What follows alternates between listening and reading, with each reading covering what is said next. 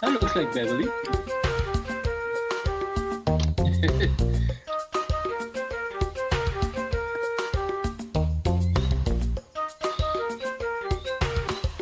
Raise your left hand if it is Beverly. Okay. Well, everybody, a very good evening and welcome to tonight's edition of, I think we call it Mek We Chat with the usual suspects. The reason why you're hearing me at the top of the program is because I was sitting here talking with Jerry and Artie and totally forgot to pull you guys up on the screen. Anyhow, Beverly has shown up and Jerry and Artie. Take it away, Bev. Or sorry, excuse me. Take it away, Jerry. Well, Happy New Year all to all those who have joined us for another edition of Mek We Chat right here on a Sunday, not on a Thursday, where we take an opportunity to look at some of the issues around the region and obviously around the world. I'm Jerry George, your host, and thanking you for joining us. Thanking you for being with us. Those of you who have come through the year with us, we thank you very much for that. And we want to promise you that we have just as inspiring, intriguing, informative information to share with you during the course of 2020. As you heard George, the man at the controls earlier. We have athletes there from Dominica, Justin Ritchie from the USA, Beverly also is with us. And so we are ready, not the full complement of suspects, but we suspect the others will join us along the way. So, Beverly, our producer, take it away.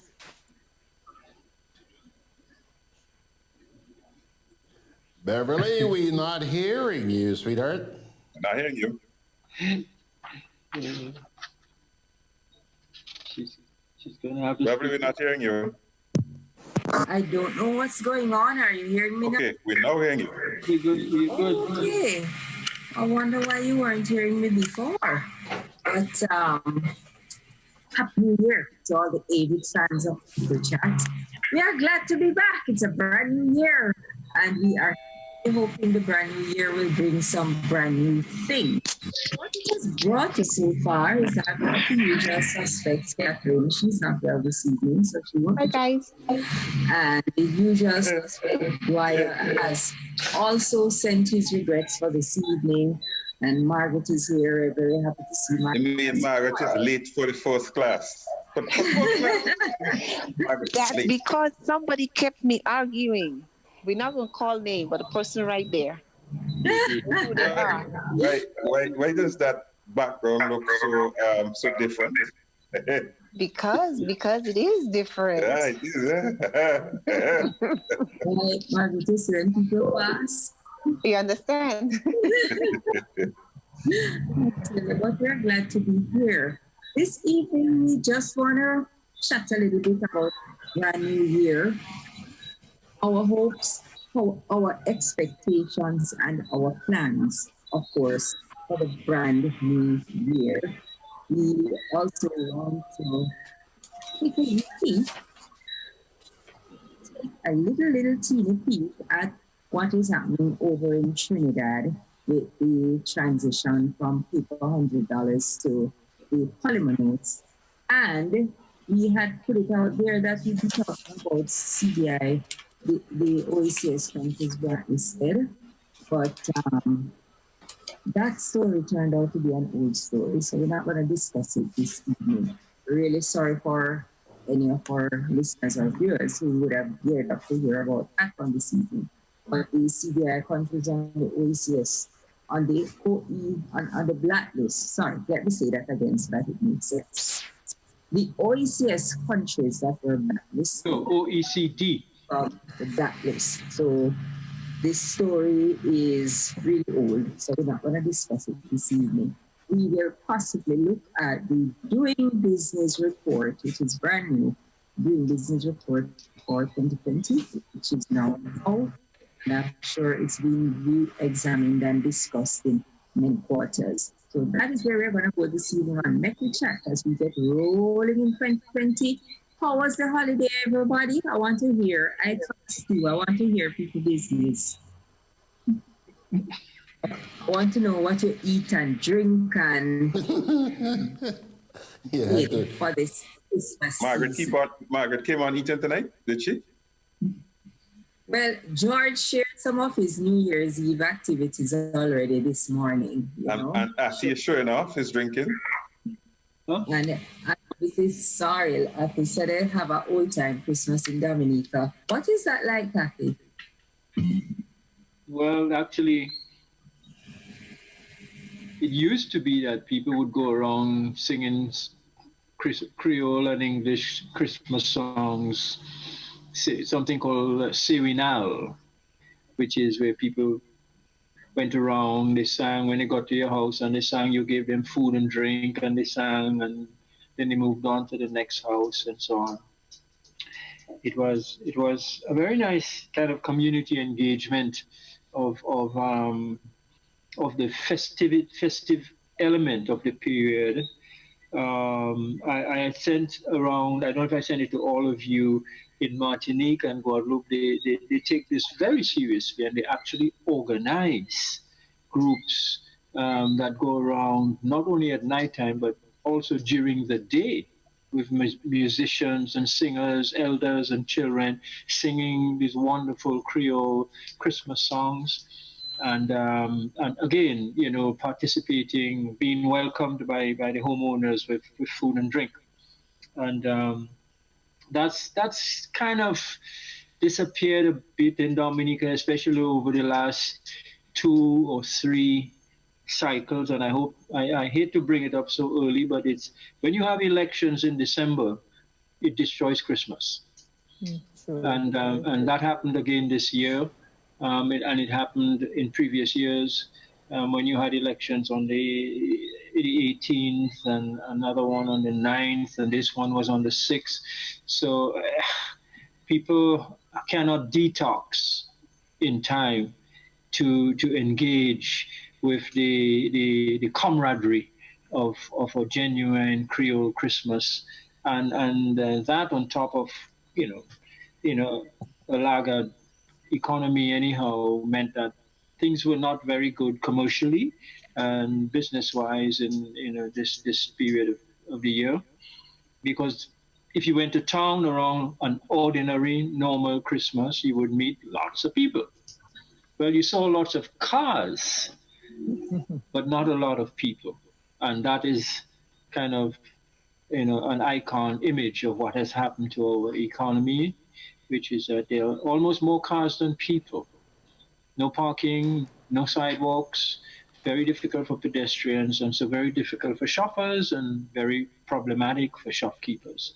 So yeah, so it happens to be that friends get together at home and share shot sorrel and ginger beer and black cake and good rum and meals and stuff like that. That's generally what it's come down to right now. You know, Jerry, not Jerry, Artie, Christmas here was pretty low-key as well. On Christmas Eve, I was downtown and again on New Year's Eve, and I was just amazed. You know, I remember the days when the streets were just loaded with people on those 2 days, Christmas Eve and New Year's Eve, for whatever reason. Man, you could have thrown rocks and not hit anybody. It was just, I'm talking 3, 4 o'clock in the afternoon, eh? Yeah. Very, very low key. Yeah. No, it was. I was not in the town, George. So were there a lot of vendors out? No. I'll tell you one thing I did notice is that we had several cruise ships in here over the holidays. There were several days when we had 2 large cruise ships at a time in here. For which I would imagine the vendors and tour operators were extremely happy. But apart from that, I mean, the streets were just bare. Wow. For Christmas Eve. That does not look like a booming economy, George. What are you talking about? Exactly. Or here is my take on it. The economy is booming so much. The majority of people just decide to spend Christmas overseas, so they were gone. Could be. Hey, they probably went to Dominica and St. Vincent, hey, Jerry? Exactly. And North America to look for Margaret and Richardson. Well, For Margaret, did I fail? Exactly. Did I fail big time? Speaking just about wrote it down speaking about before. Jerry, you know, just before while we were waiting on you guys to show up, I decided to take a swipe at Jerry. I mean, this guy pops up on the screen tonight. Have you seen the nice shirt? I mean, Santa Claus was obviously very good to at least one of the six of us. Did you look at that shirt? It's a new year. You have to look new. You, Margaret, you're Yeah. hiding. We only seen your neck when you see what you're wearing. So don't, Me, I was so poor. All I have is just a little scrumsy T-shirt. I see, I see. You see what I mean? That is new. You know how old this is? An old T-shirt. You I know? bet if you're elsewhere, you couldn't wear that. Why not? I tell you, Jerry, she floored me over the last week. She floored me because she's been running around here. And yes, I know that the sun is pretty damn hot in Grenada, but this lady's been decked off in a hat. Where did you get the hat, Max? I have the where did I get it? The hat is here. I bought the hat about 2-3 years ago. She's been walking And it around stays looking here. like a tourist with this beautiful straw hat. You know? Of course, because the sun is hot and it's burning my head. Of course, I agree with you, Margaret. No, I used to be fine, but this heat that you guys have been having here, all of a sudden, I was what? No. You brought it. You It's like- No, brought I it. had All of a sudden, we're behaving like New York in the summer. Yeah, man. exactly. So out came my straw hat. You must know it's bad because I don't like hats. Mm-hmm. You You don't brought like it. hats? No. Well, you sure had me fooled over the last week. Oh no, but I don't have a choice. Yeah. Gotta do what you gotta do. And what Yep. is Christmas like in St. Vincent, Jerry? The big thing for Christmas recently in St. Vincent has been Sunday shopping. That has created the most excitement. I'm not so Okay. that it is shopping, or the fact that people like the novelty. And so, in fact, one of the first stores was to open at 9 o'clock on Sunday morning. By 7 o'clock, the entrance to the store is blocked, chock for block. So when you walk around sometimes, what you do see is parents with their children, you know, it's just an event. But outside of that, we're fast losing some of the traditional Christmas thing, and that bothers me. And, you know, we're like a people who don't even understand what made us what we are. And so we're throwing away a lot of stuff, just literally throwing them away. Even our unique 9 Mornings festival is being made into something else that it's not. Yeah, you know, it's a good thing you raised that because I was going to ask you what that was all about. Because I think you did, like one morning you covered some of it. Right. Mhm. Right. I mean, I didn't see the whole thing, but what I could see from the beginning was kind of like a whole set of crowds. And it seemed like, you know, there was like just like a big party going on. No, what exactly do you guys know? Okay, let me give you the background, and then you might get a sense of what is trying to be reenacted.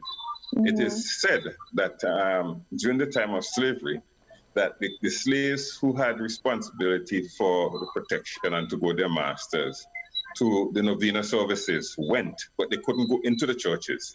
So what they did, they had their own kind of celebration outside of the churches until their masters came out. So they played games, they sang songs, obviously, songs of what you expect for slaves to be singing, songs for freedom and stuff like that. And they did that until the master came out. Well, apparently that particular festival has persisted in St. Vincent, and it's generally known as 9 Mornings. 9 mornings before Christmas. So the whole idea is that you come out and you do the same caroling thing, serenading and stuff. That is what it started out as. Now they have this, so it happened basically in every village. Now it's not as widespread in the villages. They've kind of concentrated it in about 3 areas. In Kingston, in Stubbs, where I was, and I think it is an area on the leeward side of the island. But as I say, it has gone away from the jollification and the singing and the serenading, and they're trying to me, they're just trying to do too much to it, you know. But people will come out for it because it's different. To do.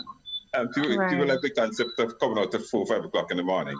So people will come out, especially the young people. So some people go to the beach, it's up to you. It's just the time when everybody out of bed on the road. The stories of the olden days when folks, especially young people, had to jump to the window because their parents wouldn't let them go. So what they would do is tie a string on their toe, and their friends would come pull the string. But they have to get back inside before. Lots of stories. Oh gosh. Lots of stories. Yeah, I was one of those, eh? Okay. Oh, the tie the string on your toe? I said I was not one of those. You looking for things? I stopped you right in your tracks. Really? Stop you I dead in heard your you tracks. say I was one of What those. exactly? Thank you. What's Ben. that? I What's heard that? you say I was one of One those. of those. Yes. You heard that? Yes, we did. Two of us did. Mm-hmm. Two of us need to go to some, what they call the ear fellas and them. Ear, nose, and throat. But Check it's the tree. interesting. It's interesting, that I saw this program from Jamaica, and it's not Christmas they were talking about so much like New Year's Eve traditions. They were looking at New Year's Eve traditions around the world. And when they were done, the host and the co-host were speaking to each other about Jamaica. And they said, well, what's the New Year's Eve tradition in Jamaica? And it is very interesting that we cannot even identify what our traditions are. We have to be searching. We have to be looking and what is it that we do? We don't know. We just adopt things from North America or Europe or wherever. And whatever we have forgotten, we have lost. No, none of those two could say what the Jamaican New Year's Eve traditions are. Couldn't say what they were.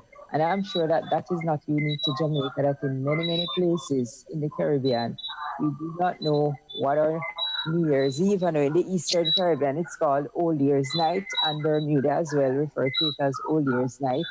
But whether you call it Old Year's Night or New Year's Eve, what's the tradition? What's the Christmas traditions that we have? As we saw Ati with his sorrel earlier, a lot of our traditions are around food. The food we eat at that time, the green peas, or the green peas as it is known in some areas. The rice and gungo peas, rice and green peas, sorrel, ginger beer, the ham, I know the salt ham, the boiling of the salt ham is a big thing in the Eastern Caribbean as well. And I always say I can't bother with no food that I have to wash and cook 3 days before I can get it to. That's the fun. That's the fun. Yeah, that take too long. Right, But the truth is, in the past, when there was more of the village spirit, right? That a lot of that happened because sometimes in the villages there was 1 or 2 ovens where everybody had to bring their bread to. There was a central fire area where people cooked, and so there was much more camaraderie. Since we have lost that, that's why we can't even remember what our traditions are. But Old Year's Night used to be killing the fowl cock and that kind of stuff, and everybody Right. has Fowl cock. But we have become so, I don't know what to call it.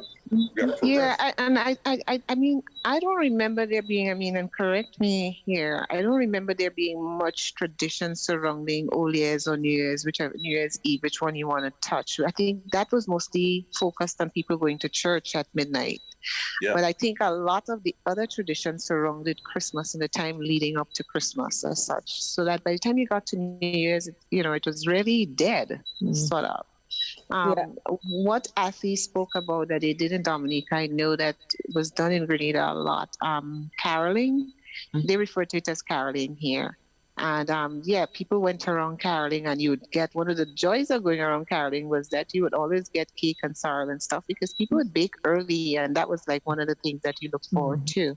And then I do remember that as kids, we would sing, we had to go sing in the institutions. So we'd have gone and sang in the prison. Well, in the case of us, because I was going to Manjulu school right up here, so we would sing in the prison. We would go to the Kennedy's home, the mental hospital, and the Richmond home. So those were the 4 institutions up here. And once Christmas came around, that was one of the things that we had to do as kids. But a lot of that, has died out. Yes. You will notice too that over time the cuisine has changed. The Christmas Yeah. cuisine used to be a lot of smoked meats, for example, smoked pork, smoked fish, whatever. Nowadays, the table is provided from supermarkets, and so there's a kind of a sameness to the offerings, regardless of where you go, rural or urban. Whereas when it came to the preparation of locally grown and locally produced items, everybody had their own way of preparing it. Whether it was sorrel or gingerbread or black pudding or sauce or fashine or whatever, it was distinctive because somebody put their little bit of themselves into it. But with a lot of the prepackaged material that passes for food now, and it's available in all the supermarkets, just as available in New York or Boston or London or Paris.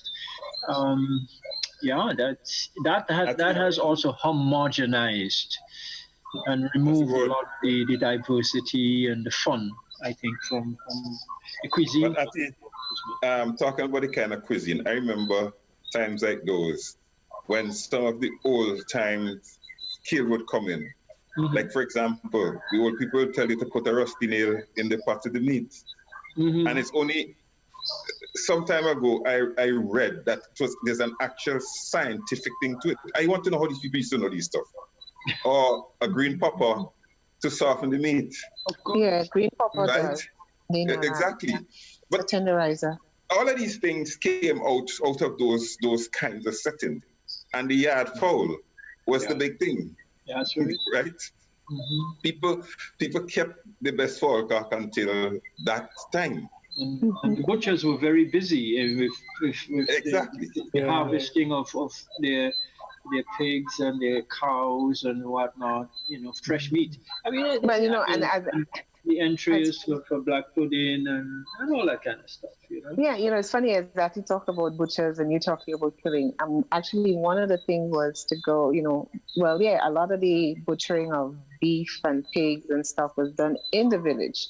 Mhm. So the news would go around that such and such person is killing a cow. And that used to be an event in itself. I Yep. mean, to literally go and see them kill the cow or kill the sheep or whatever it was, that in itself was also an event. Get the tripe, who want the tripe, get the tripe. And those days they were not Yes, as careful as to sell that. There's certain Mhm. parts that would not be sold. would not be sold. That's correct. Yeah. That's Exactly. correct. But the whole animal was eaten though. Yes, yes, yeah. Bev, it's funny that you mentioned the whole animal eating because it sort of made me think of a conversation I was having with somebody when they were talking about waste and plastics and stuff. And I was saying that the goal should be zero waste or as close to that as possible. And then we got to talking about pigs and their roles within the community in that when you cooked or you're cooking things, the pigs got the picking so that nothing was wasted. I mean, all the green banana skins and all of that stuff and the provision skins was fed to the pigs. So nothing really made its way into a landfill per se when it came to that. Yeah, but all the animals are now penned and fed with Right. manufactured food. Mm-hmm. But the So Christian community has a really interesting take on what has happened to Christmas, because as they will tell you that Christ has been taken out of Christmas, and Christ has been replaced by the various name brands on the various rums and wines and beers and that is who is adored, Mm-hmm. as opposed to the Christ child and all of that. And I mean they have a point. Unfortunately, they only seem to wait for times like Christmas and Carnival to make that point. Mm-hmm. And but it is true that it is much less of a sacred kind of holy kind of reverent festival or time than it used to be back in the day. It is yeah. really just a matter of you go to church and hurry and get out of there because you have a fete to go to, and it was like that, but it wasn't so obviously crudely that way. Yeah. Yeah, but we perhaps need to look at what we're going to do Christmas 2020 and see if we can get back to some of the community spirit for that time of the year, because we all know it's the most favorite time of year. It's the best time of the year. It kind of bring out the goodness in people, which is great. So it's great to see the community spirit and the sharing and the giving. And maybe we need to build on that and make that our Caribbean Christmas, you know, when nobody in the region goes to bed hungry because it's Christmas. So But we make we shouldn't be waiting on Christmas to no, tell us no, we shouldn't. peace on earth and We, goodwill towards all men. We should be we, living that way normally. I agree with Unfortunately, I agree with unfortunately. you, Athi. I agree with you, Athi. But in our world, I totally agree with you. It should be every day. But in our world, we have to start like let's start with the Christmas spirit. You know, make this one day the day when nobody goes to bed hungry, and then we can take it from there and build on it, and ensure that we look out for each other and look out for our brethren and look out for the less fortunate. You know, there is this lady who told me once, you know, that during the Christmas she wanted to give something to the poor. And when she checked it out, she realized that she didn't know any poor person. Doesn't, you know, it's and she was sad about it because she didn't realize that she didn't know anybody who was poor until the season of goodwill brought out that giving spirit in her and she wanted to give something. And all the people she knew, she said, well, she can't give it to any of them. They're not poor, they're not at the level where she should be handing them anything, you know, to say help, support. And No, it brought a new reality to her that a lot of people really don't know the poor and needy among us, you know. but I think the real tragedy of that story is she didn't know anybody who was poor. But she didn't know anybody who knew anybody who knew anybody who knew anybody who knew anybody who was poor. Exactly. All the way down the line. I mean, come Find on. could not find anyone who, you know, That's the to tragedy. That's the yeah, that's tragedy. a tragedy. But all you have to do is visit one of the institutions, you know, a children's home, old folks' home. Just walk the streets of a community. You don't have to search far. They're right there among us, right there. Well, begging has become a profession, a year-round profession, and so you don't even notice it doesn't have any spike around Christmas time because I mean, it, No. there are too I'm many. There's too much to take. You I'm know. very, very wary of the beggars, you see? Very wary of them. We had They, Vincent, we had a very sad experience on Christmas Day. This youngster, I think was 15, 17 years old, 17-year-old, hung himself. And I think it stunned his whole community that on a day like Christmas Day. But from what I gather, he has been a child that was, you know, abused in his family, and he always felt that he wasn't good enough. And he was the football, he was the goalie of a football team that just won. Okay. So it really caught everybody completely off guard. And even in spite of all of it, clearly it seems that Christmas Day just for him was too much for him to handle. Particularly so. Mm-hmm. Particularly so. It can be a very, very sad, painful period if you see people around their families, being nice and kind, and you have no family or you have Mm-hmm. nobody to be nice and kind with. Exactly. That can be very painful. It seems that he couldn't handle not having the same things as his friends, and that must have been a very for Oh yeah, somebody to get there.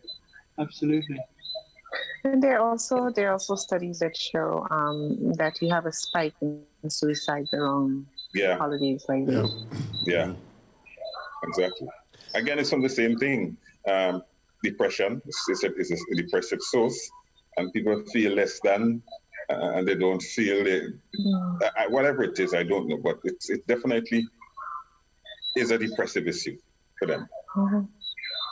Yeah.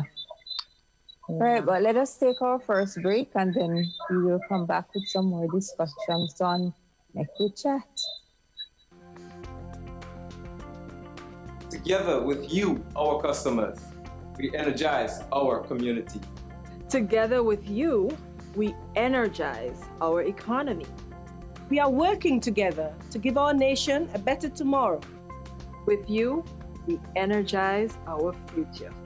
Together, we energize our nation. Thank you for partnering with us as we energize our Spice Island.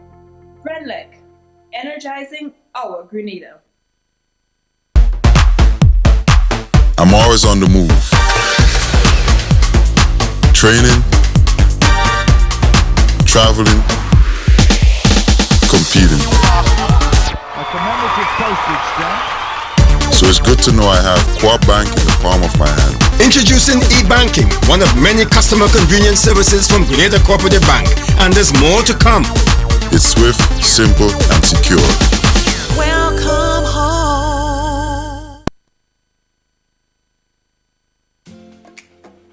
Juve chocolates, cocoa nibs, and cocoa balls from Diamond Estate Grenada are now available at Amazon.com, Amazon.ca, Amazon.co.uk, and GrenadaMarket.com. Try their sensational touch of nutmeg and a touch of ginger chocolates, 75% dark and rich, 100% pure cocoa, and their 60% dark and sweet chocolate bars today. Amazon Prime members enjoy free shipping on these orders in the USA, Canada, and Europe. GrenadaMarket.com.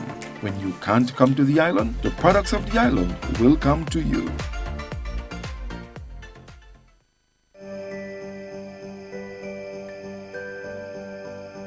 On behalf of the Hardware and Appliance Department, we would like to thank you, the customers, for shopping with us throughout the year of 2019. And we would like to wish you a Merry Christmas and a bright and prosperous 2020.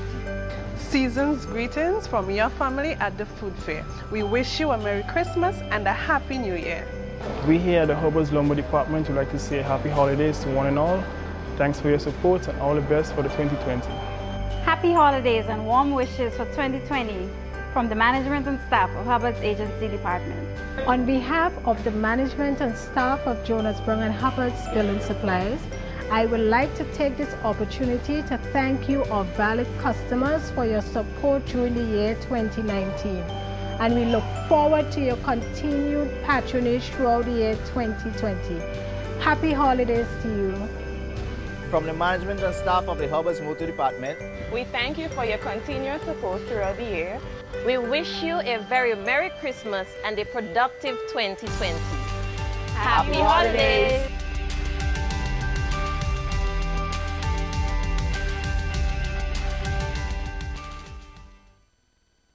We're back with the usual suspects. Who's going first? Jerry? Bev? Well, welcome back to the first edition of Mek We Chat for the year 2020. Thank you again for joining us. Bev, what's your next port of call? Well, we also wanted to look at tonight the transitioning of Trinidad with the money and the things that have been coming out with this changeover. And I think some very interesting things have been happening in Trinidad with this taking out of circulation of the old notes and putting in the new notes. I'm smiling. First of all, let's go to the serious side of this. Trinidad and Tobago, for some reason, recognized that they had an issue that surrounded $100 bills. And so they used what is called a demonion of the market to try to curb what the government sense was a real case of money laundering and things of that nature.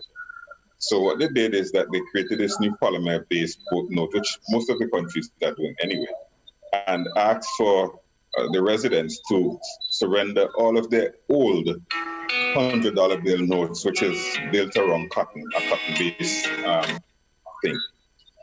The time frame they set for this to happen was really aggressive and, as far as I'm concerned, unimaginable. Anyhow, it was the 31st of December. As the 31st of December approached, this particular church pastor appeared with $29 million worth of $100 bills, and he goes to Scotiabank, I think it is. Scotiabank tell him, please, head for the central bank. The central bank have not arrested him, but they have kept the money, expecting him to come in the course of this week to explain the source of funds. He says that he has been keeping tithes and offerings for the last 19 years. Go figure. He's been keeping tithes and offering for 19 years? I always thought that the purpose of tithes and offering was very clear in the Bible. Very, very clear. Mm-hmm. And if you could keep tithes and offerings for 19 years, then something is grossly wrong. Let's start there. No, but before he had another source of income. He had another source. for the church, that is. Well, obviously, clearly, he had another source of income. Yeah. Yeah, but before we even go there, I remember when the Trinidad government announced that they were going to be changing over the notes, taking the paper notes out of circulation and putting in the polymer notes. One of the reasons, or possibly even the major reason they gave, was to deal with financial crime, money laundering. And at the time, I didn't understand what they were doing. But as they started to roll out the operation, I got a picture of what they were doing. Because obviously they realized that a lot of people had a lot of money that they could not take to the bank.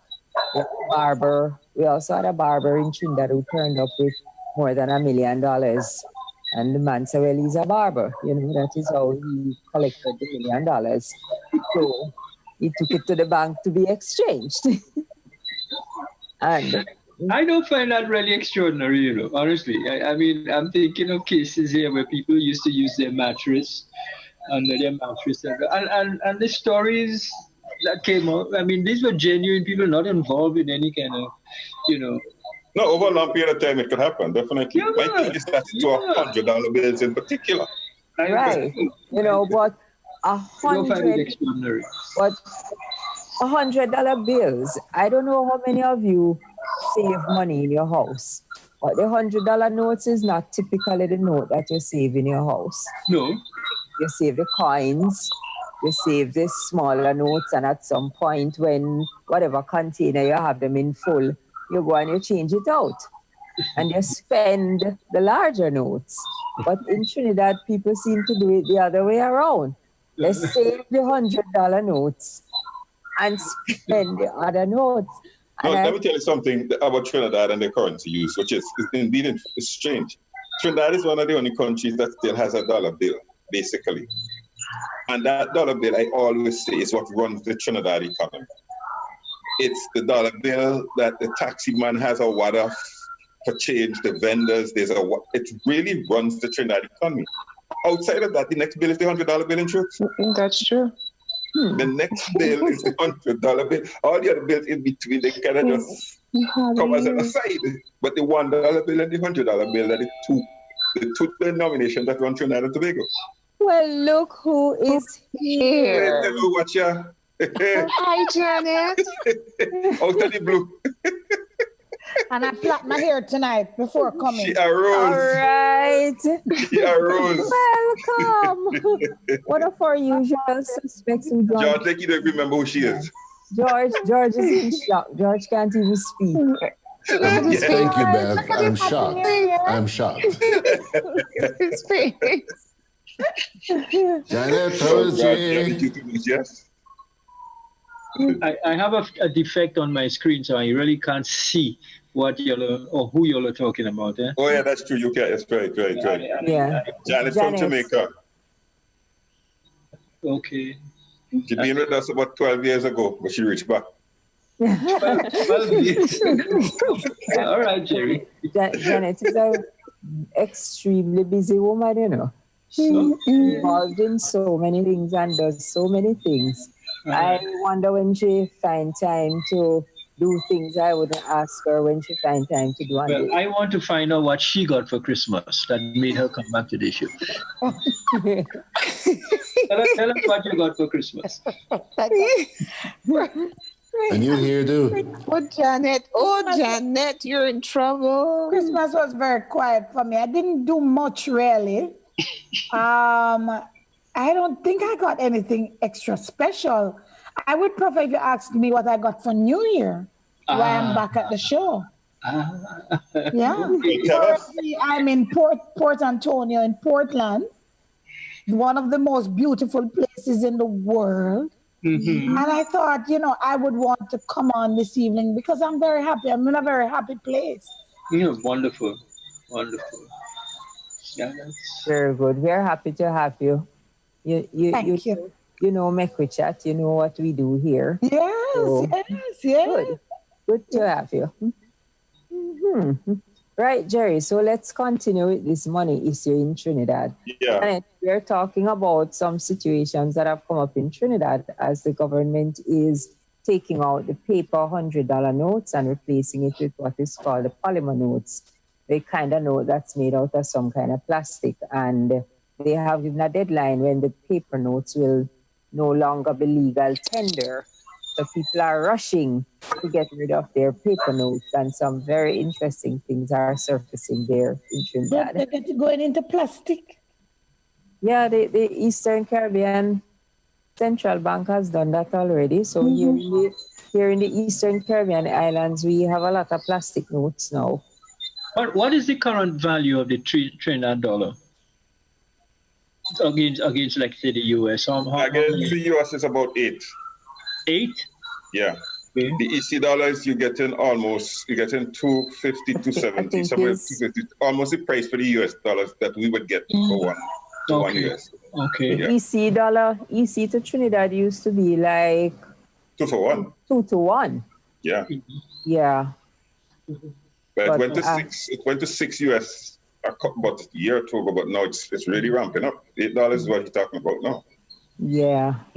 Last time I actually spent a few days in Trinidad, it was 6 to 1. So that was probably some time ago. Yeah. So that's what's happening. So right. So I think we were talking about the barber and his $1 million. Yeah, I mean, but them kind of things were not unusual. I mean, what became unusual in recent times is when one guy who owns a gasoline station walked into a bank and came to deposit 1.5 million EC dollars. That was unusual. And because given all the regulations governing that amount, those amounts of money, he was asked where's that money come from, and he openly said it's from the sale of passports.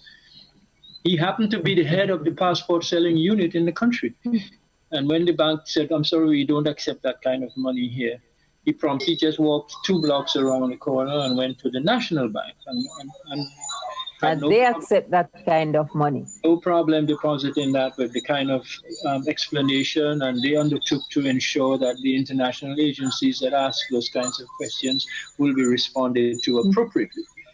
So, I mean, we those kind of things bother me and should bother us. I mean, because the numbers we're talking about here, that's why I asked a question about the value, the international trading value of a currency, a TT dollar versus, like, say, an EC dollar. Because when we're talking here now, in our tiny little country, no oil, hardly any tourism, hardly any export industries, and we have people walking into banks depositing millions of dollars, and we have ministers of finance failing to report on billions. That's a problem, and it seems to me I'm only concerned about what's going on in Trinidad insofar as somebody can explain what are the implications of that for the so-called Caribbean economy. Is there a Caribbean economy? Will there ever be? Can there ever be? Or more importantly, should there be a single Caribbean economy? with how many currencies we have: a Jamaican currency, an EC currency, a Bajan Barbados, currency, Trinidad currency, a Guyanese currency, and we're still talking about common market, common single. Cannot happen. So it really, that is what bothers me, is that we're not taking advantage of an opportunity for transitioning from, let's say, one format of a currency to another, to say to each other, hey guys, let's all agree on a common $50 bill or a common $100 bill, or I don't even know what the fiscal or the financial implications are, but certainly I'm not seeing any moves, even when it's on something as simple or straightforward as changing a note. I'm not seeing any moves in the direction of saying, well, we're still committed to what Uncle Eric Williams used to talk about. You know something? I believe there is hope with Mia Motley being the CARICOM chairman right now. Really? Yes, she just became CARICOM chairman a day or two ago. Well, I'm sorry, but for 6 months. Mia just did something in Dominica that I cannot agree with you. So anyhow, carry on. All right. When I finish talking about, maybe you can tell us what she did in Dominica, because I've been out of the loop for a little, but I was listening to her New Year's Day speech, and I've always listened to Mia, and I usually believe in what she says, because for me, she's a solid woman, and I believe that she's gonna make a difference as it relates to CARICOM. I see where she's also trying to get Africa involved. She wants to do a conference where she's inviting the motherland to come and meet in the Caribbean. I think all of us should try to go to that conference to see what comes out of it. I'm already planning and seeing, I don't know exactly where it's going to be held, probably Barbados, I don't know, maybe Guyana. But I would love to see what comes out of that. But I don't know if you got an opportunity to listen to that speech that she made. In a long time, I have not felt as empowered. Listening to Mia in that speech, I felt like I was listening to a Michael Manley. Yeah. The problem is, politicians will speak all the time, and I know this to impress us. So, I'm waiting to see if she is as good as her speech, or if she will walk the talk. Jerry, he lives in an island which is singularly marked by somebody as Prime Minister who has made the best speeches ever, even rivaling Michael Manley. Ralph Gonsalves has speeches. He's written the best, treaties. But we have to take account of the space between the talk and the walk. And I guess for me, the situation with Mia is very, very current. 30% of the Dominican economy just got up and walked into Barbados. And the person here who facilitated that with her, and she was in great need for that, also facilitated several of her operatives, but critical, political, strategic operatives, working our national elections here in a way that was scandalously corrupt and fraudulent. That's very sad. In addition to that, 3 days before our general election, Mia, Ralph, Gaston approved the sending of the regional security service in hundreds of troops to Dominica 3 days before an election, allegedly to protect the state. What state? But and that group of soldiers at 3 o'clock in the morning attacked a sleeping village on the west coast of the island with tear gas on elderlies, mothers, children, etc. I'm afraid that her words ring very hollow at this moment. Oh my God. I'm so happy that I brought this up. No, we need to discuss these things. I'm very happy. Because Mia did bring and has brought a lot of hope and a sense of freshness to the Caribbean politics. But she, I am saying that she is quickly being sucked into the cabal. You know? That is so sad. Because Mia has a couple of people on her payroll who shouldn't be there. But who's saying that she's going into the cabal? Who said she's not part of the cabal already? Exactly. You know, because I caution you guys against something. You really don't know these people, and I think you cannot just sit back from afar, listen to a speech, and say Mia Motley did this for me or did that. No. No, hold on. I'm just quoting what was said. But what it is. One has to look at these people's track record. And I have dealt personally with a woman, and I am totally opposed to what you said. Based on what has happened in Dominica, it just further strengthens my opinion about Mia Motley. So, and all I would do is to caution people. It's just, let history be. Let's see where things go. Let's watch the rollout. Listen, it's not that I'm listening to a speech and saying that, okay, this person is going to make changes. I am saying that I listened to Mia, and regionalism is what I got from it. I was encouraged by her speech because this is something that I've wanted to see happen for so long. And if she's going to become the CARICOM chairman for the next 6 months, and if she's able to do what she says she's going to be able to do, more power to her, more power for the region. You understand where I'm coming from? But if you have far more experience with Nia, more power to you too. I'm just saying what I thought when I listened to the speech. I was encouraged by.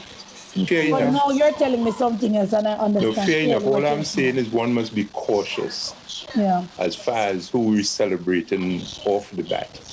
Give it time. Let it. Let's see where they're going.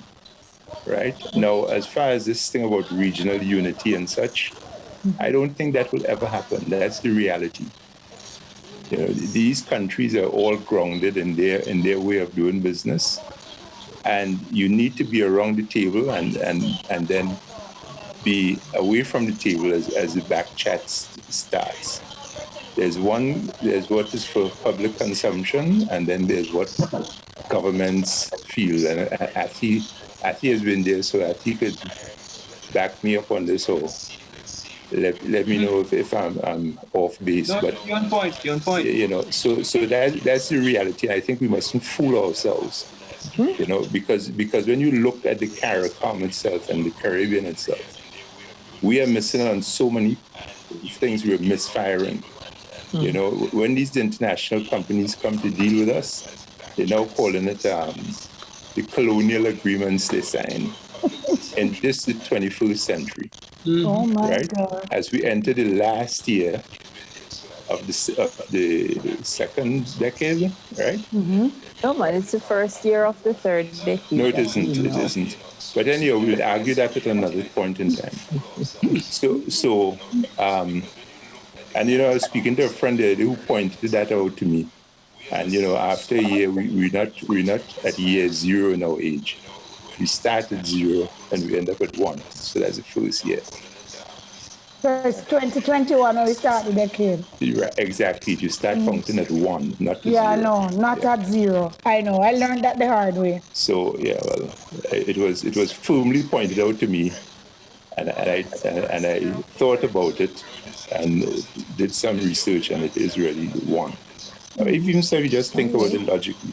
So the year 2000 didn't count? That's the 10th year.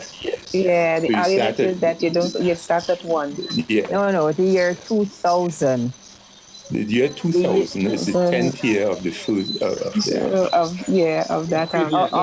So the year 2000 is when the 20th century ended. Correct. All right. As I said, that can be debated another time.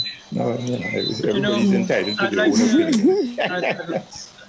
At the risk, just to avoid any doubt as to where these observations are coming from and where they're going, this is not an observation about governments in power or parties in power. Yeah. This is an observation about the political culture of the Caribbean.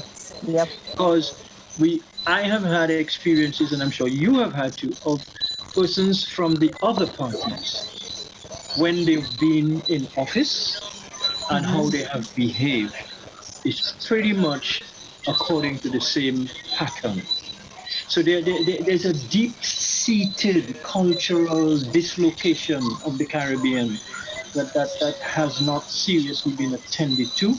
And we think we're getting change when we change the face or the name. But we're not unless we really change in the culture. That's right. The way we do things. And, so I really just urge us. And that's why I think this program has been important so far and will continue to be, because it allows us to make these kinds of points that you will not hear made on ordinary radio. Nope. Because I say that because this is extraordinary radio. Okay? And so the issue is that I also feel that when people rise, in authority and in stature and in position, it appears to me that they become less compassionate, less sensitive, less in tune with what is the effect of their behavior on the people in whose name they actually supposedly hold the office. Exactly. And just to complete the circle on that, following this fraudulent event that took place here on December 6th, which some people call a general election, Mia was also one of those who came here to celebrate with Ralph and Gaston. You understand what I'm saying? And where did they celebrate? They celebrated in a 5-star hotel in the north of the island, built from the sale of Dominican passports, in which the Dominican people have absolutely no stake, no equity, no ownership. And it is in the very town that has died because Mia took the Ross University and its 2,000 student body and brought it to Barbados with the collusion of the person who she just helped to get fraudulently re-elected and held the celebration in the town that she just helped kill. No economy. So there's a human thing. We see it on television, the Rohingyas and the Uyghurs and the whoever else being killed. And we think it's happening out there. It's happening right here in our region, where people are being emotionally and and spiritually and sometimes physically wiped out by the very people that they are told, that we are told, are in office to look after our interests. So, themselves. No, they are elected by us to look after our interests. I know. But that doesn't happen. We elect them to look after their interests. And if you want to see a live and living example of that, just look at all the confusion with Brexit. The confusion where? Brexit. Oh, yes. Yeah. Where those elected decided that those who elect them shouldn't get what they want. Yeah. Jerry, what's happening to you over there? No, I'm listening to the discussion and actually taking the discussion. Nothing happening to me here. I'm listening to the discussion. But I'll say this. I'll say that compared to a lot of the other leaders so far, Nia does sound like a breath of fresh air. I guess we have to hear her out. They come in at the beginning of each 6 months term as chairman and claim that they want to do so many things. They just don't have the time to do it in 6 months. They don't. They're too intersessional in that 6 month period. Yep. One of the biggest problems that CARICOM has is implementation. And therefore, to get things to move in 6 months and implement it is almost a non-starter. It's not pretty. Yeah, but at the end, Richardson said it in different ways. And I am saying it in a different way. That 6 month chairmanship is possibly designed to ensure that nothing gets done. Because regional unity is not something that is supposed to happen. No, but Bev, as to what you're saying about nothing gets done, ask yourself, what does CARICOM actually do? But that's the point. For example, when cable and wireless sold to Flow and that type of thing, those sort of movements and the way it was done was supposed to have been sent to a committee within CARICOM. And when they received it, they didn't even know what it was all about because no one knew what had happened, that there was even self-merger. So, you know, when you speak about CARICOM, I mean, I know some of these CARICOM folks. And I can tell you, I mean, these guys are like, they're basically there to, you know, like on vacation, basically. Yeah, to enjoy the lifestyle. A reward for the work they did as a senior public servant somewhere. You know, but that is what CARICOM is, and that's how it's seen. So why don't we get it disbanded? No, I mean, the CARICOM is a big joke. No. We all agree to that, you know, but who is going to make the move in that direction? It's not a joke. It's a deadly thing. Let me give you one example. In August of last year, CARICOM joined the Commonwealth Secretariat and the OAS in a joint mission to guide Dominica towards electoral reform. Two of the recommendations made by that joint mission were that the list needs to be cleansed of dead people and other things, and voter ID cards need to be made available to qualified voters in Dominica. That's August. There was an election. It called for December 6th. CARICOM was loud and conspicuous in its silence about the fact that here it is, in August, they joined two other agencies to recommend that two things be done before the next election. Here the next election was, the date was set, and nothing was done about those two items. Then CARICOM comes back as an observer on that same election on December 6th, for which no preparations were made to address their recommendations. And CARICOM ends up saying alongside the other agencies that this election reflected the will of the people. So that they're not a joke. They are deadly. They're deadly to democracy. They're deadly to economy. They're deadly to the society, to the culture. And as Richie said, any notion that we might have had about coming together as a region, the mechanism, the internal mechanism of it has a built-in device to prevent those things from happening. Yep. Oh my God. You know, you've just shattered all my hopes.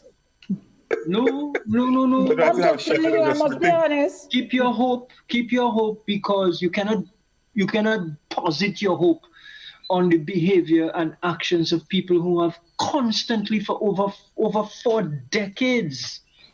So let me ask you a showed us question. that they're not interested. Let me ask you a question. What am I to do if they are the leaders of the region? No, they are not the leaders. The leaders are in your community, in your country. If you're in Port Antonio, there are people there who are leaders. If you're in Money Mosque, there are people there who are leaders. If you're in Frome, there are people there who are leaders, and so on. There is no, if Dwyer were here, that is what he would say. And that is what I am saying. Is that Where is Dwyer, by the way? He did send a note that he won't be able to join us tonight. Okay. Yeah, but I think you're right, though. At some point in time, folks have to realize that everything is community-based, has to be community-based. It has to be. Well, I don't know when we're going to get to that stage there. No, but you get to the stage, No, hold a second, Jerry. It gets to that stage when you as an individual decide to do something. You cannot sit back and wait. I mean, you could have your own little party group in your community. or your it doesn't even have to be a party group, just a group of folks who sit and discuss things and put things in perspective. All right, let me ask you a question. These conversations that we're having here, how much further do we take them? In other words, have we gone into, for instance, the Nation and another media house in, for instance, Trinidad, and say, okay, we want a column where we can do editorials, etc.? May I talk about Mek We Chat? Where do we take it? All right. I'll tell you this. Outside of us. Janet, Mek We Chat appeared in the Al Jazeera documentary. Discussing the same issue of citizenship by investment, sale of passports. Yep.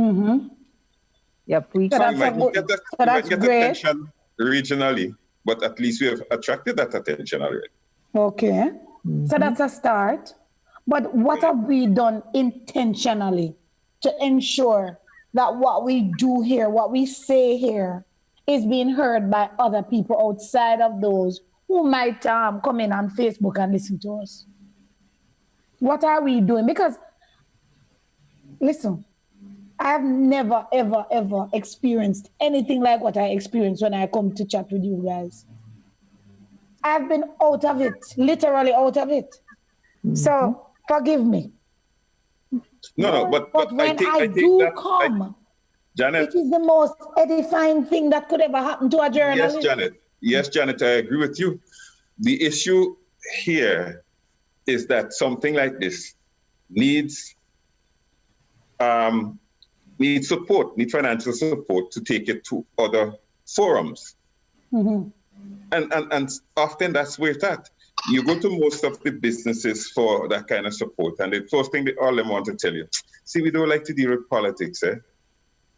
If it's rum and wine, they throw $50 in a snap behind it. This is some of the struggles that we have. We have to look at it as a business now and look at it as grant Hold on, Janet. Hold on. Proposals for grant funding. I wanted to respond to what Janet said about having it on other media.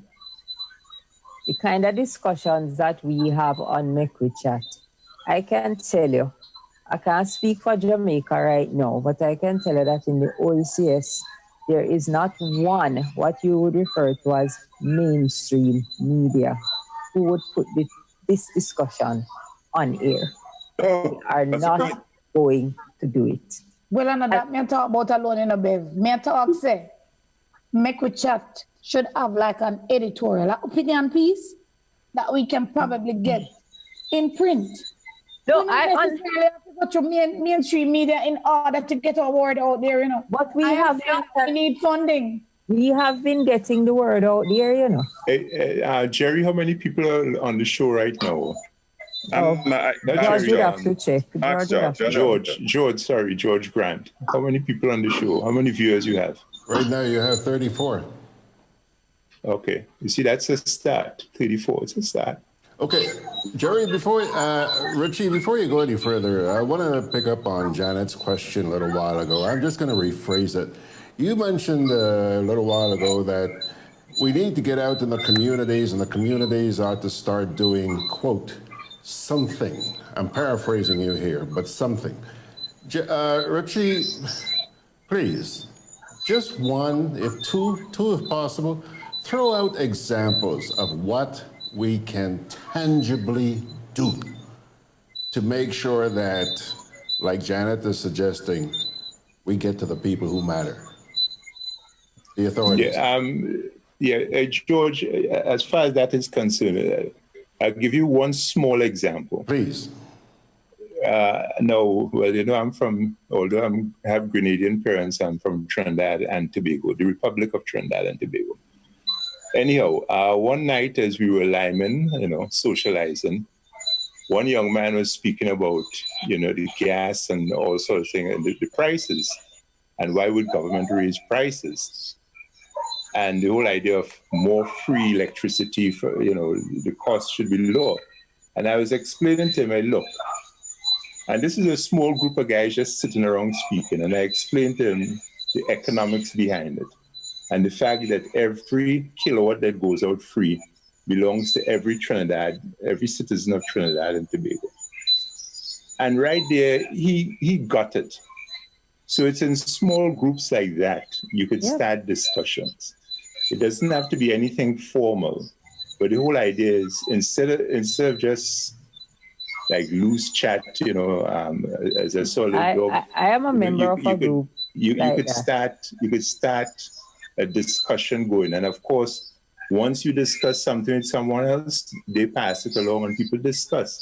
That's right. So you actually building a network and people start thinking differently. Mm-hmm. So all you need to do is to plant the seed. And that's why I say on this program, when you come on, it must be fact-based. You know, you can't, because people are, you're given information as far as I'm concerned. So I prefer to deal with facts. Yes. You know, and so that you can educate people and you could set them, okay, people start thinking like, okay, this is what exists and this is what we could do. And you're giving them ideas, that's all. All right, so and let Jerry, it fall into place. So Richie, essentially you're saying educate the people, but I'm assuming now that then the next step would be when the electoral process rolls around. Am I correct? That's where they show their might. Yeah, George, the whole idea is to plant the seed, right? And to allow people to have discussions among themselves, to allow them to see things in a different perspective. And they interpret, you know, you're not forcing anybody to vote one way or the other. You're just planting the seed and saying, hey, look, guys, let's consider so-and-so. So that the individuals themselves now start asking questions and building ideas among the community, and you move forward. So that, for example, you have these, let's say in Trinidad, we have constituency groups, you know. So if somebody decides that they're going to be appointing a leader for a constituency group, if you have a group of people who understand what the issues are, they now could say to anybody who they say, no, we're not supporting you. Because now they have the strength in it. And that's how you get things done. You know, You let people discuss and build on it. So you will know more about this than me. So bottom line, it still comes down to the electoral process. Of course it does. I think, yeah, it does. But I think you have to start that whole process way before you have an election. You know, so basically you're planting that seed and you're setting the wheels in motion so that by the time you get to the point where an election is due, people have the ideas and begin to think and question and wonder whether or not, you know, and can decide whether this person or that person will be better able to meet the needs and solve the problems and those kind of things. Guys, let me get back. And will be better able to ask questions of their politicians and demand certain things from them. And even before that, they could begin the demand for accountability and all that other stuff. Once the seed gets planted. Here. We talked about it earlier and Ati explained it beautifully. What we're looking at is a culture, so that even if we see the faces, that culture is still there. So our aim is to work at changing the culture. And I've always said it, you work in your corner where you are. I am a part of a group that's working on changing the culture. It's not going to happen overnight. And we are quite well aware of that. Because one of the things we have to do is to rewrite our constitutions. Because the constitutions that we have are a big part of the type of culture that we currently have. We can't go beyond the Constitution. So the aim of my group is to get people to understand why we have to push for Constitution reform. We have tried it in St. Vincent, in Antigua, in Grenada, and I believe in Jamaica as well. We have tried for Constitution reform. It hasn't worked, because it has been pushed from a political angle every time, and every time it fails. Sorry, go ahead, Babs. Right. No, we want people to understand why there are some things in the Constitution that need to change, like the amount of power that the Constitution gives to the Prime Minister. Things like those need to change. And if people understand that, and we get that kind of change implemented, then that is where the change in culture is going to begin. Because whoever becomes Prime Minister through the parliamentary process will not have the kind of power that these Prime Ministers have today, which the present Constitution gives them. If I may, I think, Bev, I sort of disagree with you in a way, because you're going straight for the jugular. And what I think you need to be doing is to actually be, as I said before, laying the seeds to change the culture. And in the Caribbean, I think absent in the culture is this whole idea of people being really akara, understanding what the situation is. And I think people, you need to give people the basic tools first. So once people start understanding from the ground up, then you get to the point where you start saying, okay, well, maybe this is what is going on with the Constitution. But you must allow people to first get into the culture of asking and being curious, intellectually curious about stuff. So your approach, as far as I'm concerned, is no different from what the politicians are doing. You know, you're basically a politician yourself. You're in opposition to certain things and you're going to change it by this way. That's, as far as I'm concerned, that's not really effective. To me. No, but I totally disagree. May I finish? May I finish? May I finish, or should I? Okay, you go ahead, please. Totally disagree. But that's your prerogative.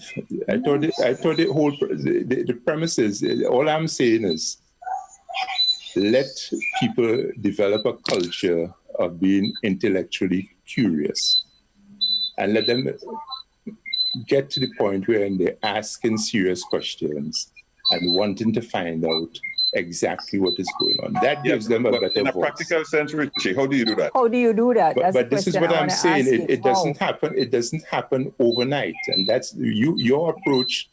No, one of the things we don't have right now is time, you know. Exactly. But that is what, Richie? How but do this you is get what I'm people? saying. This is what I'm saying. You have to start with tiny steps. Yes. What? But we started that this earlier. I mentioned the whole idea of getting people together and discussing various points. That's the only way you get people to start thinking, oh, well, there's another way. You know, Well, you have can I speak? Yes, ma'am. I do not think that there's any one solution to the problem. I feel that a number of things must come together to make what you're saying happen. And if we do it your way, as recommended, I think it's gonna take at least 40 years. How many years? Yeah, because time is of the essence. And let me tell you something. The kids. I can speak to what I am doing and what my group is doing. Because Richie mentioned stimulating people intellectually so that they start asking questions. I would have loved for you to sit in some of those sessions where we sit down with guys on the block and look at things in the Constitution and hear some of the questions that they begin to ask and see some of the perspectives that they have on these things. And I agree with Janet, there's no silver bullet, there is no one solution. I would have loved for you, Richie, to be there to listen to how they are stimulated when they try to find out why is it that the Prime Minister does it and the Prime Minister does that and nobody argues, and we show them that the Constitution gives them the right to do it, and they begin to question and they begin to ask what they can do to ensure that this doesn't happen. But Bev, this is what I'm saying, and you saying the exact same. I'm just saying exactly as. But hold on a second. I'm saying I define it as small steps. Maybe you're right. If you get people actually firing on all engines, fine. But you have to remember, for the most part in the Caribbean, people just tend to you throw out a T-shirt and immediately people voting for that party. You know, and that's so. But if you have a situation when they come on your block and they throw a T-shirt at them and the guys throw it back and say, no, we want to know more. Then you it's the same thing I'm saying. You've stimulated people's minds, because look at what you found out. You went on the block, and these guys started asking questions. The mere fact that you have them asking questions is the fact that now they're putting it out there. So the stimulation is going, and you're starting to build on it. That's all I'm saying. How do you? I think we should take a break because we missed our last break slot. So we should probably do that. Okay. When you come back, I want to find out how you're going to get them to throw back the shirts when they're hungry. No. and the shirt, and Janet, and the shirt has money wrapped up in it. Exactly.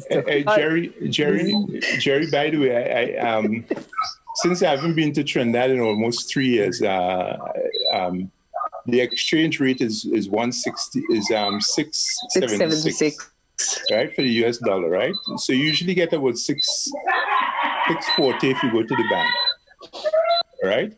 At the cambio, the last time I came through Trinidad, it was $7.75, almost $8. Well, the cambio hustling. So, well, but then again, let me say something. Right inside the airport. I tell you what I pay.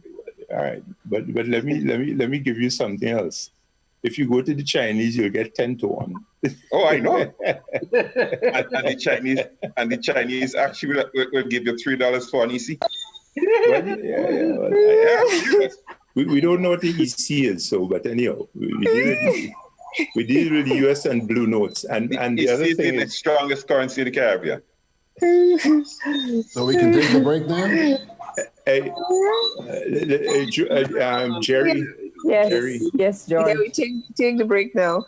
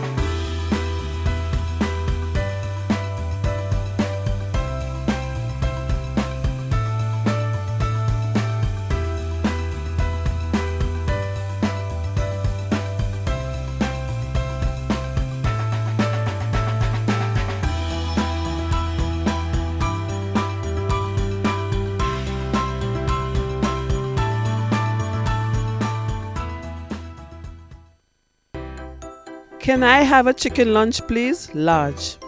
Real nice today. I don't want that. But you just asked for a chicken lunch. I don't have problem with the lunch. Afraid the container. What is the problem with it? These styrofoam containers, they don't good for the environment. They shorten with life. What foolishness you telling me? So what you want me to use? Put my food in this. Where you get that? At the food fair, where you could get all biodegradable food boxes and disposable food supplies like cups, plates, anything you could think about. Name it, it's there. And they don't harm the environment. Food fair, taking the lead in cleaning up and protecting the environment. Hey, like you take me advice, you get in your biodegradable food supplies. Well, girl, I supporting who's supporting the environment. That is why I shop in at food fair. Food fair, where you can fill your baskets without emptying your pockets. Products distributed by Hubbard's agency, Kirani James Boulevard.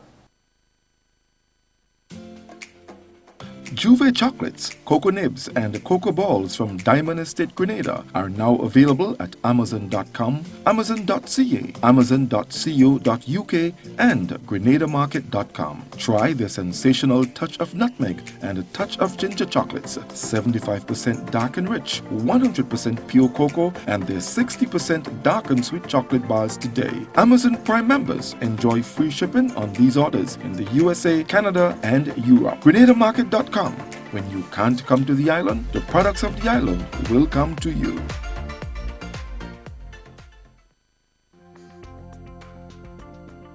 Together with you, our customers, we energize our community. Together with you, we energize our economy. We are working together to give our nation a better tomorrow. With you, we energize our future. Together, we energize our nation. Thank you for partnering with us as we energize our Spice Island. Renlec, energizing our Grenada.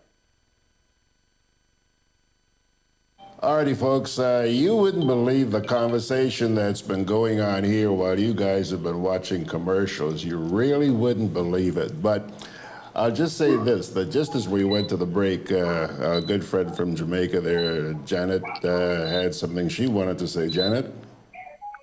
Yes, I want to find out from Richardson how when these people don't have jobs and they throw them the t-shirt, how is it that they're gonna throw back those t-shirts? If they're suffering, if they're hungry, I want to know how we're going to deal with that, because when a they lot do of that, times Janet, I'm convinced, that politicians ensure that some of us are not educated so that we can have those inspirational talks that you talk about, that we don't have anything named critical thinking. Everywhere in the world, this is what happens. Yeah. Janet, I'm glad you mentioned that. Let me just digress a little bit. When I was in national security in Trinidad, one of the things I was trying to put my hands on was I kept saying there's something wrong with this country. I just couldn't understand what it was. And one day, an education psychologist came to the ministry. And she sat there and she said, yeah, well, part of the problem is most of the Caribbean is high rote and low cognition. And immediately then it hit me. So the whole idea of critical thinking, and she further went on to say, when you look at some people, you could see, and if you're discussing a matter that's too confusing for them, their eyes get glazed over, and that means you've lost them. So Janet, I think the critical thing for us in the Caribbean is to really get back to a point when critical thinking is central to the whole education system, and we move away from the rote system. And huh? More than that. Yeah, but no, but that's along the path. I'm not saying it's the end all and be all. Before you get to the critical thinking part, you have to get to the discipline that allows somebody to stay engaged with the discussion long enough to develop the critical thinking. And that is why I'm hopeful. I saw it happen in Dominica. I saw a significant shift of hungry people, poor people, now asking questions about constitution and electoral recall of prime ministers. Even if t-shirts were thrown at them, even if their friends on the other side were getting $5,000, they stayed away from that and they insisted. But you know what gives me hope is this. Trinidad, all the islands have steel bands. You ever go to a panyard when they start getting ready for panorama or for festival? What do you see in that panyard? Sometimes illiterate, uneducated, poor, struggling people standing right next to university graduates, but focused on learning a song, getting their part. And they're doing that for 4 hours a day, for 3 weeks, 4 weeks, 5 weeks, 6 weeks, until they get it. You see that determination, that discipline, that understanding that there's a goal to be achieved, which is to get to panorama. You see that, as simple as it is, we keep ignoring the fact that our people have that discipline. Our people have that focus capability and that critical thinking that let them go home and remember their part. I think that's a very important part, Ati, that a lot of what you talked about is based on memory. Yes. But what's wrong with memory? No. I'm saying I'm saying that, in other words, if you put the right thing in there, yes, they can find it back. They will remember it. And if you translate that model to the political arena, how many, can you get 100 Grenadians going to the same place every night for 8 weeks to participate in the discussion that has a singular purpose? As opposed to 100 players going to a panyard for 8 weeks to learn a song? I think it's possible. If we can do that, then we can do that. Jamaica, I'll tell you this. I'll tell you this, Ati. The difference there is, you see that thing called competition?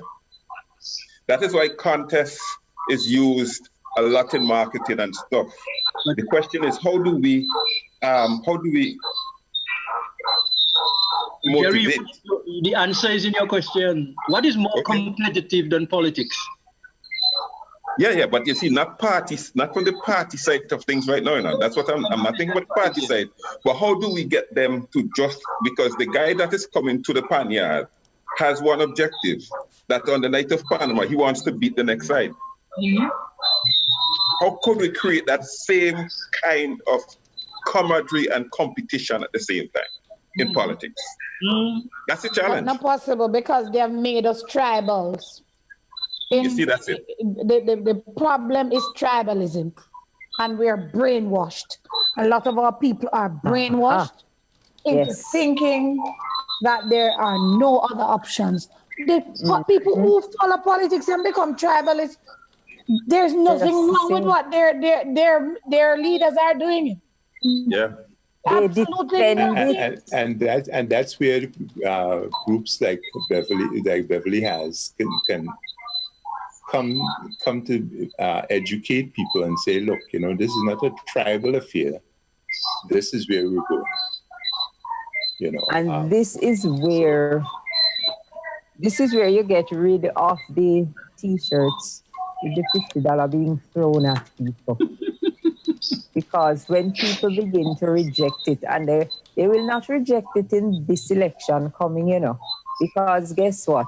It's the people who are actually nominated who are going to become the ones who make the difference. So the psyche of the people have to change to the extent where those putting themselves forward to be nominated, those are rejected from there. They say, no, we do not want you. And people with some level, with something to offer comes up. And then we will begin to see that kind of change. People who will not throw a t-shirt with $50 at somebody.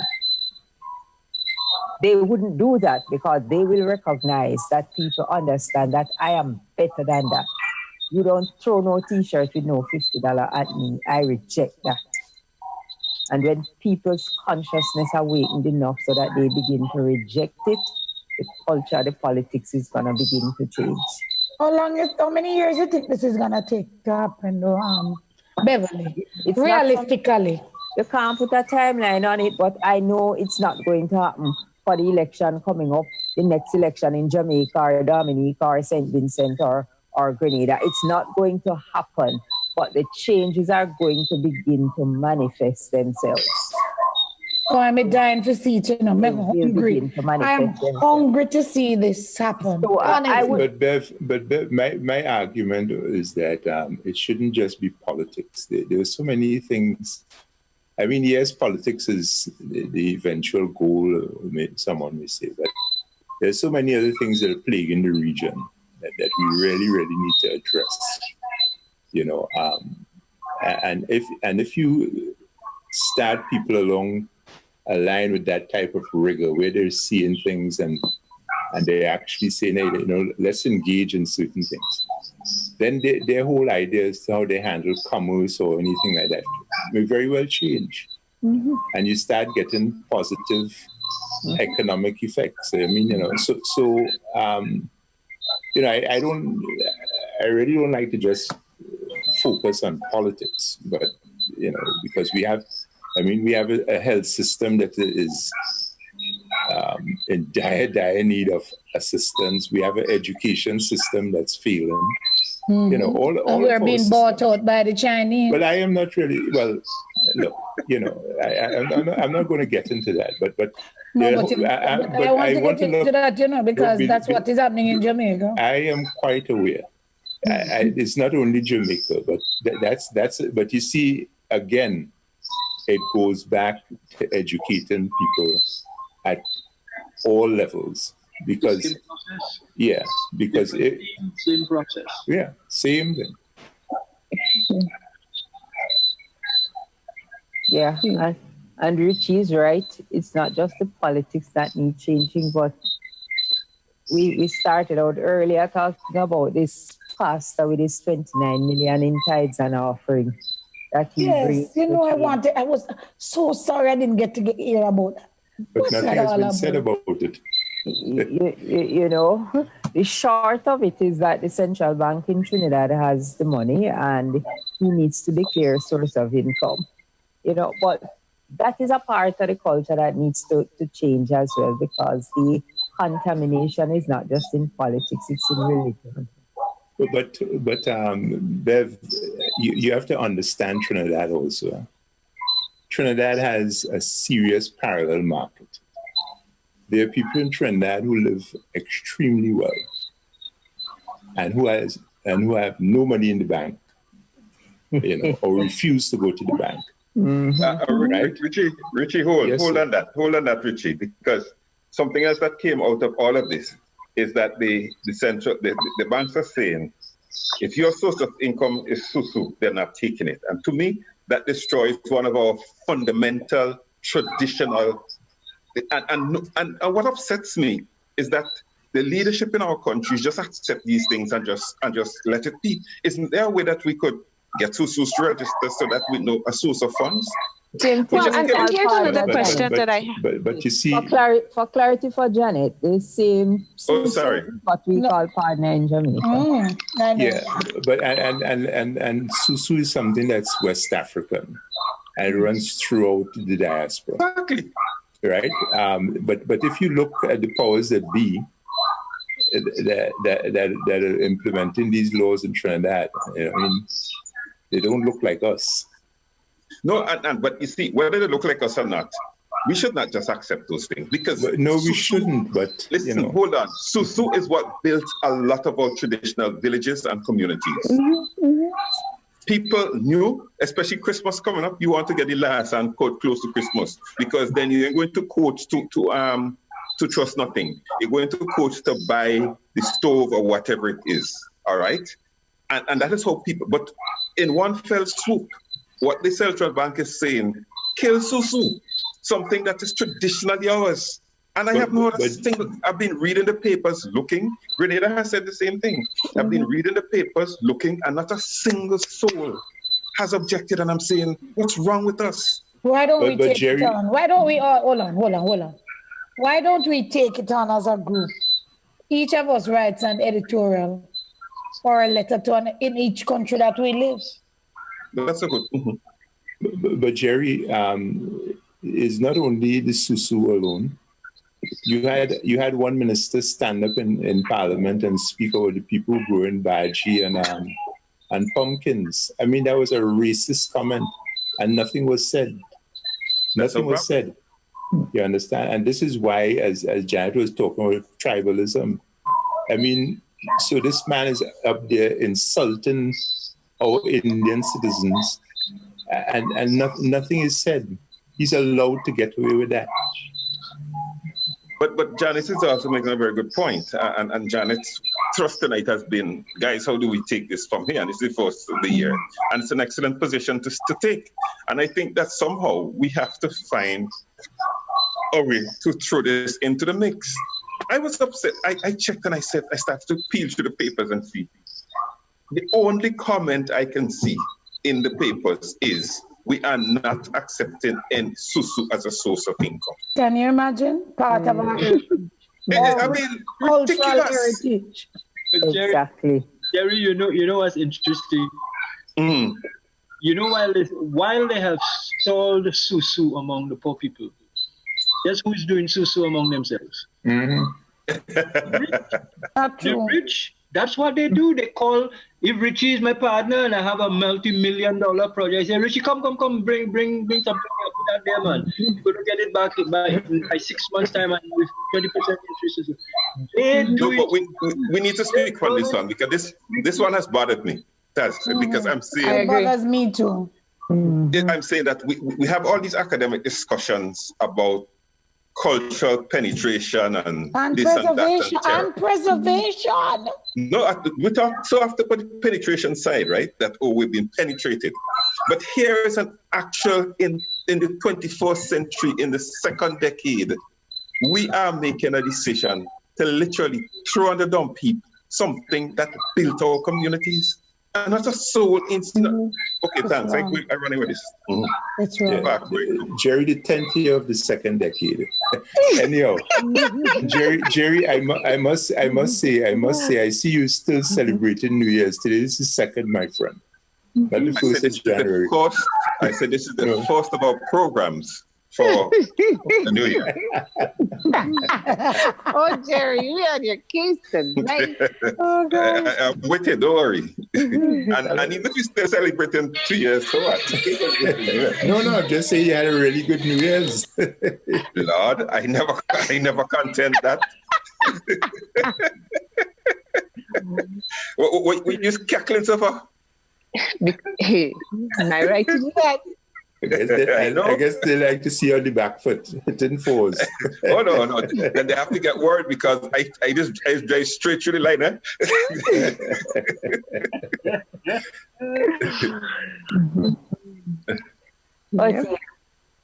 I want us to take on board suggestion from Janet that we begin writing these editorials and writing these letters. It is whatever we are doing, this is something in addition, and it will help us to reach different people, diversify the audience, and, maybe get into some areas that typically through this forum we would not get to. You never know, it might just make it on the CARICOM agenda.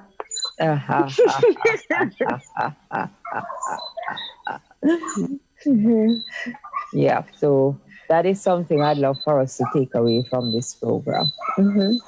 Yeah. That includes you, Janet. No, I am very into susu. The susu palm, susu. You know, susu is another. We have another meaning for susu though in Jamaica. Sus. What is that? Okay. Sus. When we sit down That's the Dominica sit down Sus. and chat people business. Dominica Sus. Yeah. Yeah. Sus. Come, girl, me have sus for you. Yes.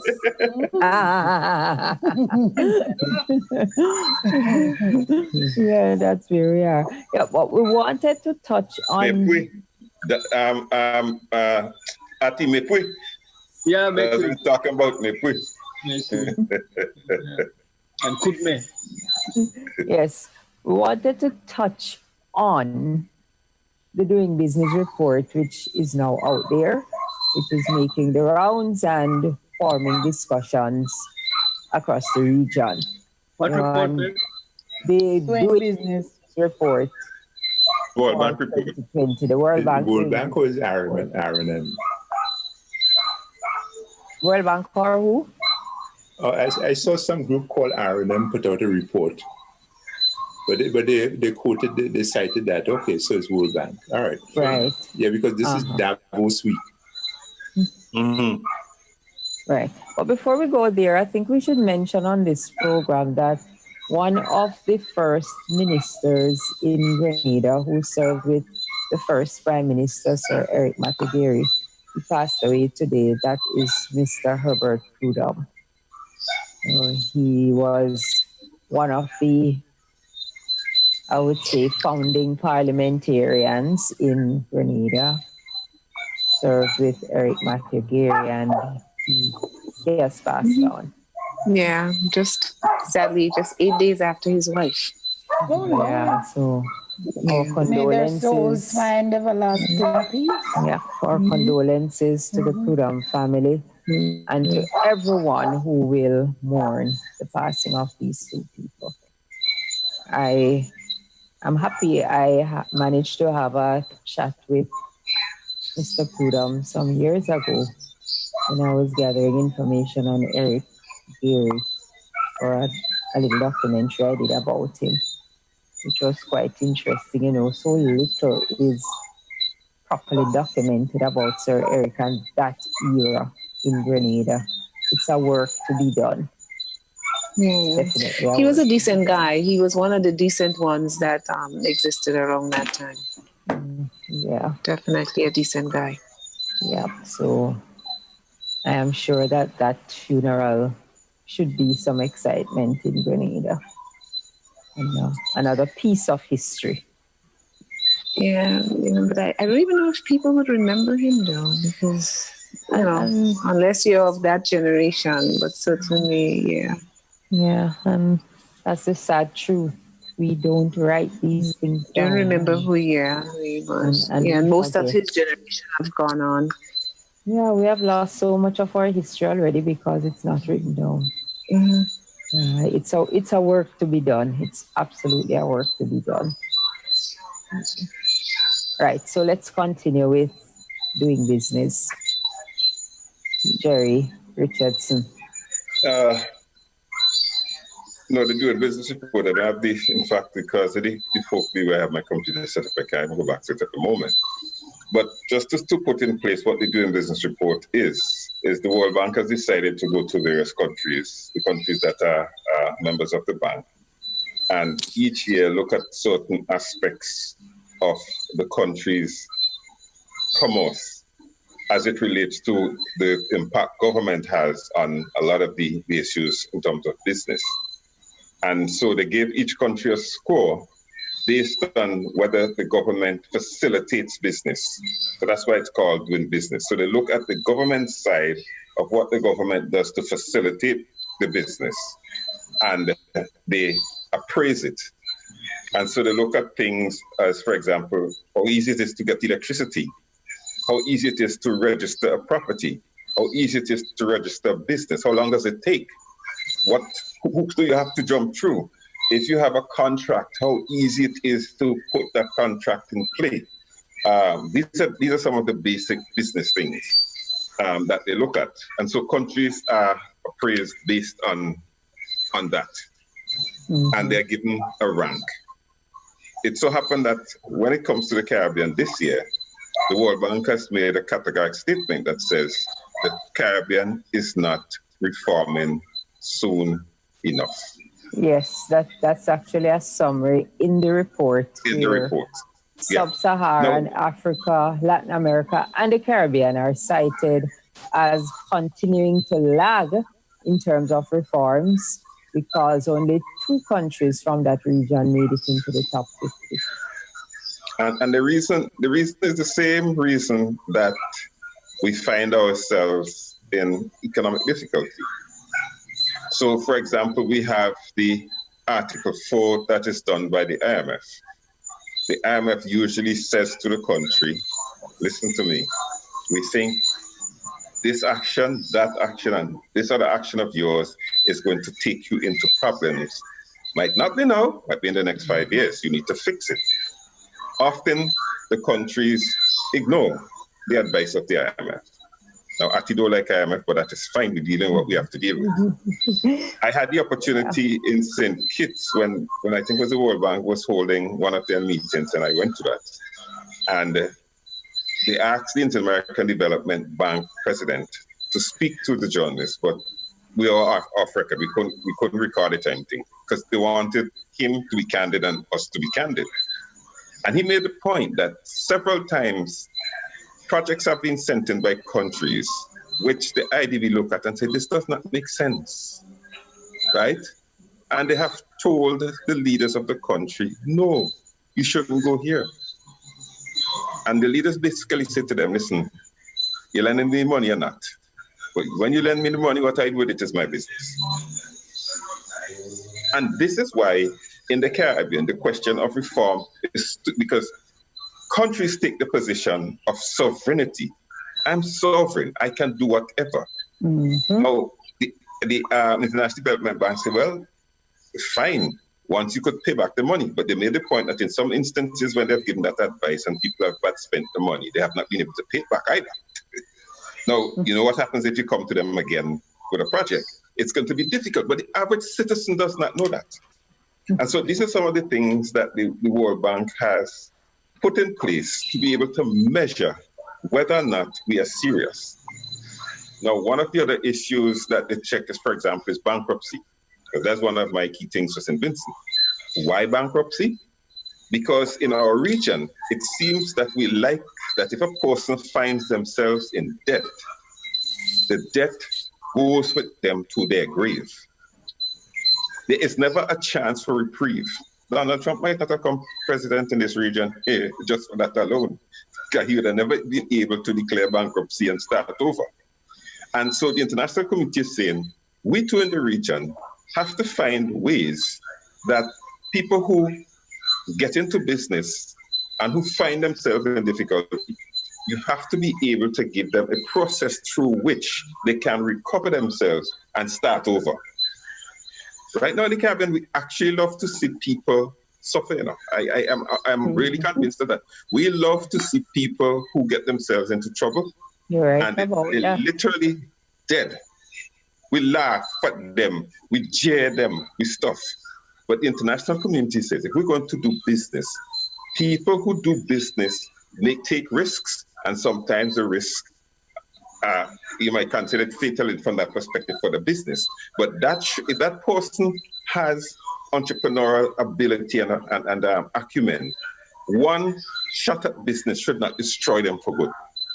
Hey, Jerry, sorry to interrupt you. It all goes back to this whole thing about having a modern legislative and regulatory environment, right?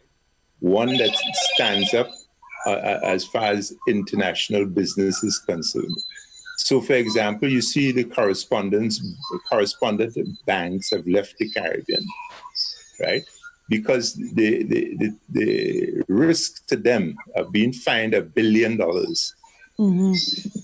you know, it's real. And then they're saying, but how much am I making? And how serious are these people's legislative and regulatory environments? And is it enforced, right? So we go back to the whole idea of the legislation and bringing the legislation up to date. Now, you mentioned one thing which answers Janet quite earlier before. When you spoke about the IFIs, the International Financial Institutes, World Bank, IDB, IMF, those groups. The reason you see China has a hand in everything now is because the Chinese just give you money. And a lot of countries jump on the money, not understanding down the road the Chinese are coming to get their money back. And that's when they start asking for your jewels in your country, right? So we have to understand that we have to get serious. And this is why you see this report, it actually it exposes what's going on, you know. Because we run out of time, I want to make one more observation. Grenada is down not because Grenada has not done a lot of these things. But I want to put on the record that Grenada is down because Grenada has found itself, the government of Grenada has found itself in contention with two investors in the country. And if you guys were listening to me all along, I kept saying this is going to hurt them. One Rex, where Grenada tried to go, the government of Grenada tried to go and undo an arrangement and take back a property. Investors do not like that. The people who look at investors say, so if the government is going to do that, why am I going to invest my money in this? Suppose something happens and the government simply go to parliament and make some legislation and there goes my investment. The government is currently in a situation with Renlec. And I made the same comment at the time. The government should not find itself in that tangle with private sector investment. Because it is a doing business issue. And sometimes I wonder if our prime ministers don't know this. But you see, Jerry, this went back to when the Grenlec folks came in and signed one of these colonial agreements when they had, you know, they can call for whatever they want and they get all of the exclusive rights to produce power. So just imagine you sitting in your home and you build a windmill and they're telling you, no, you cannot use your windmill because we're the only ones who could provide power. But they listen, in any country, they can't do that unilaterally. But that's what I'm saying. But the agreements our governments went out and signed. That's the problem. And that's what we call it, the colonial agreements. Because, we still acting don't blame Grenlec. I am not blaming Grenlec. I am not blaming Grenlec. I did not say Grenlec. I said our governments. But the point is, when the government make them find themselves making that error, they can come back and go to parliament and simply undo it. Exactly. You have to honor because then you end up being on the list. You know, then you end up sliding down the list. Exactly, and that's the problem. But I just wanted to make that point because I think that I hear governments prime ministers talk about business in such a fashion. You wonder, we take the sovereignty thing too far. The global community is saying, let's globally work the system so that people who want to move their monies around the world, we have a global system, it's free to do so without fear that the government is going to stop them on returning on the investment. Simple as that. So I think we are about to run out of time. Yes, we are. So, Madam Producer? Yes, we're out of time. All right, with that being the case, let me say thanks again to all of you for joining us for this first edition. And Janet, it's great to see you. Don't make it just a one thing for the new year. No, me come back. Make it a resolution. Remember, she's a susu lady. This was the soup. Like susu. If you want susu, you gotta come here. Oh my God. All right, folks. Thanks again for joining us for another edition of Mek We Chat. George, take it away.